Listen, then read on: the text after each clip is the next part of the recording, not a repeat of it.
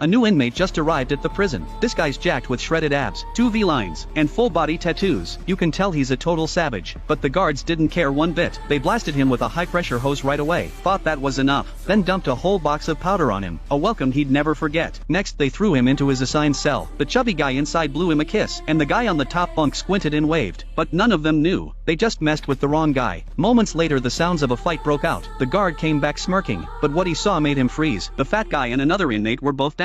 Then the new guy slowly turned his head. That look alone made the guard shiver. Turns out this is a high-security prison, and everyone here has taken dozens of lives. Each one's got a deadly skill. The next morning in the cafeteria, the new guy sat down to eat. A bald dude came over to his table. The 2 guys nearby immediately backed off. At first it looked like he just wanted to talk, but then he stood up and spit into his bowl. The new guy held it in. Didn't want to cause trouble on day 1, but then another inmate showed up from behind, claimed the new guy had murdered his own wife. But that's not how it went down. Back then, he had just gotten home from work. His wife welcomed him with love. He even handed over his whole paycheck, then went upstairs to play with the kid. But when he came back down, he found his wife lying on the floor, and before he could react, someone snuck up and knocked him out. When he woke up, there was a bloody kitchen knife in his hand, and his wife had been murdered. But the guy behind him wouldn't stop talking trash. He couldn't take it anymore, grabbed his tray and smashed it right into him. Guards quickly swarmed in and took control, but he didn't resist. The guy who picked the fight was already laid out. That's when the guard told him he was in big trouble, because the guy he just took out was part of the biggest prison gang, the Bald Brotherhood. Still, the new guy ignored the warning. Little did he know, the prison warden had seen the whole thing. But when the warden came down, it wasn't to punish him. He had something far more important in mind.